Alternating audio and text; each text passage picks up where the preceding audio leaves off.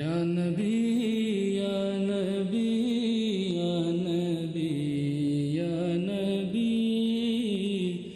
یا نبی یا نبی یا نبی الحمدللہ رب العالمین والصلاة والسلام علی رسولہ الکریم اما بعد فاعوذ باللہ من الشیطان الرجیم بسم اللہ الرحمن الرحیم ان اللہ و ملائکتہ یصلون علی النبی یا ایہا الذین آمنوا صلوا علیہ وسلموا تسلیما بلغ العلا بکمالہ کشف الدجی بجمالہ حسن جمیع خصالہ صلو علیہ وآلہ۔ رمضان المبارک میں پابندی کے ساتھ سحری افطاری بے شمار فوائد اور فیوز و برکات کی حامل ہے۔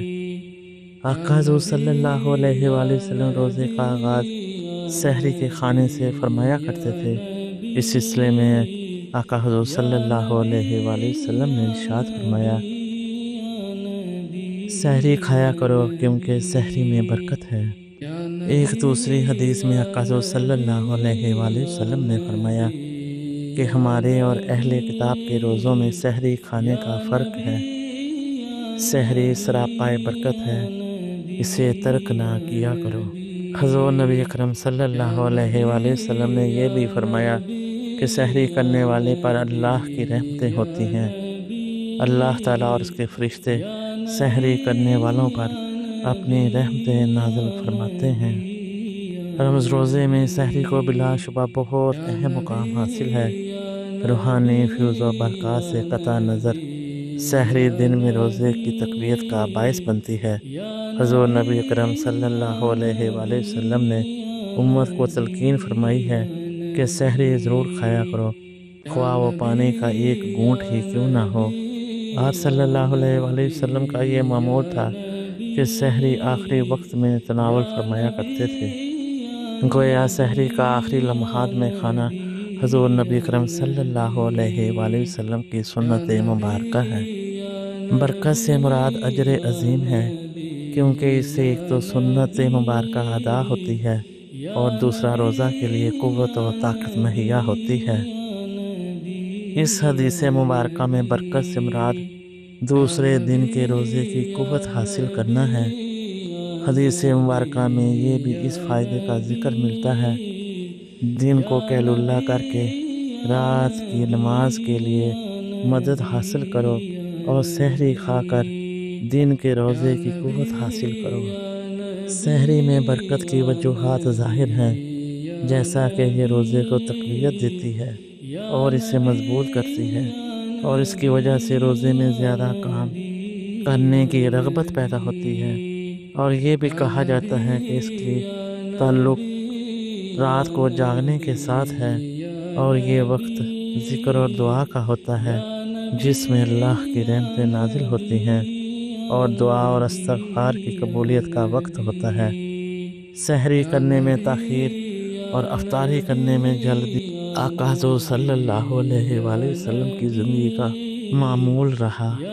رسول اللہ صلی اللہ علیہ وآلہ وسلم نے فرمایا، میری امت کے لوگ بلائی پر رہیں گے جب تک وہ روزہ جلد افطار کرتے رہیں گے۔ اسی طرح دوسری حدیث مبارکہ میں حضور نبی اکرم صلی اللہ علیہ وآلہ وسلم نے ارشاد فرمایا، جب تم میں سے کوئی اذان سنے اور برتن اس کے ہاتھ میں ہو وہ اپنی ضرورت پوری کیے بغیر اسے نہ رکھے۔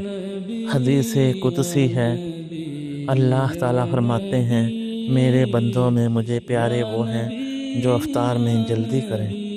اس حدیث مبارکہ کا مطلب یہ ہے کہ جب تک اس امت کے لوگوں میں یہ دونوں باتیں یعنی افطار میں جلدی اور سحری میں تاخیر کرنا رہیں گی تو اس وقت تک سنت کی پابندی کے باعث اور حدود شرع کی نگرانی کی وجہ سے خیریت اور بلائی پر قائم رہیں گے۔ حضور نبی کریم صلی اللہ علیہ وآلہ وسلم سحری تناول فرمانے میں تاخیر کرتے، یعنی طلوع فجر کے قریب سحری کرتے تھے۔ حضرت ابن عباس رضی اللہ تعالیٰ عنہ سے مروی ہے کہ حضور نبی کریم صلی اللہ علیہ وآلہ وسلم نے فرمایا، مجھے روزہ جلدی افطار کرنے اور سحری میں تاخیر کا حکم دیا گیا ہے۔ حضرت سہل بن سعد رضی اللہ تعالیٰ عنہ فرماتے ہیں حضور نبی اکرم صلی اللہ علیہ وآلہ وسلم نے فرمایا کہ میری امت میری سنت پر اس وقت تک برابر قائم رہے گی جب تک وہ روزہ افطار کرنے کے لیے ستاروں کا انتظار نہ کرنے لگے گی۔ آپ صلی اللہ علیہ وآلہ وسلم کا یہ عمل یہودیوں کے برعکس تھا، جن کے ہاں سحری کرنے کا کوئی تصور نہیں تھا، اور وہ افطاری کرنے کے معاملے میں آسمان پر ستاروں کے طلوع ہونے کا انتظار کیا کرتے تھے۔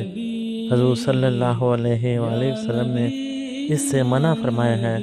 صحابہ اکرام رضی اللہ تعالیٰ عنہ کا معمول بھی یہی تھا کہ وہ آفتاب غروب ہوتے ہی افطاری سے فارغ ہو جاتے تھے۔